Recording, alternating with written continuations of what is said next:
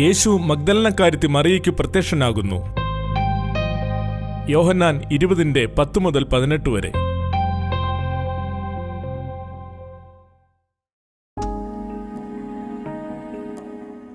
അങ്ങനെ ശിഷ്യന്മാർ വീട്ടിലേക്ക് മടങ്ങി. എന്നാൽ മറിയ കല്ലറയ്ക്കൽ പുറത്ത് കരഞ്ഞുകൊണ്ടു നിന്നു. കരയുന്നതിനിടയിൽ അവൾ കല്ലറയിൽ കുനിഞ്ഞു നോക്കി. യേശുവിന്റെ ശരീരം കിടന്നിരുന്നയിടത്ത് വെള്ളവസ്ത്രം ധരിച്ച 2 ദൂതന്മാർ ഒരുത്തൻ തലയ്ക്കലും ഒരുത്തൻ കാൽക്കലും ഇരിക്കുന്നത് കണ്ടു. അവർ അവളോട്, സ്ത്രീയെ, നീ കരയുന്നതെന്ത്?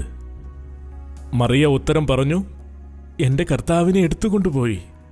അവനെ എവിടെ വെച്ചു എന്ന് ഞാൻ അറിയുന്നില്ല. ഇത് പറഞ്ഞിട്ട് അവൾ പിന്നോക്കം തിരിഞ്ഞു. യേശു നിൽക്കുന്നത് കണ്ടു. യേശുവെന്ന് അറിഞ്ഞില്ല താനും.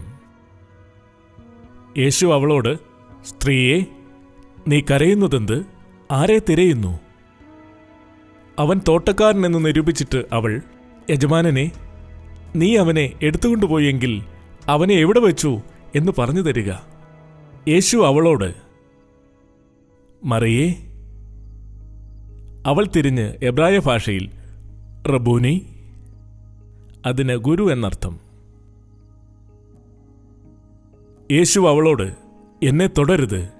ഞാൻ ഇതുവരെ പിതാവിൻ്റെ അടുക്കൽ കയറിപ്പോയിട്ടില്ല. നീ എൻ്റെ സഹോദരന്മാരുടെ അടുക്കൽ ചെന്ന് എൻ്റെ പിതാവും നിങ്ങളുടെ പിതാവും എൻ്റെ ദൈവവും നിങ്ങളുടെ ദൈവവുമായവൻ്റെ അടുക്കൽ ഞാൻ കയറിപ്പോകുന്നു എന്ന് അവരോട് പറയുക. മഗ്ദലക്കാരി മറിയ വന്ന് ശിഷ്യന്മാരോട് അറിയിച്ചു, ഞാൻ കർത്താവിനെ കണ്ടു. അവൻ ഇങ്ങനെ എന്നോട് പറഞ്ഞു.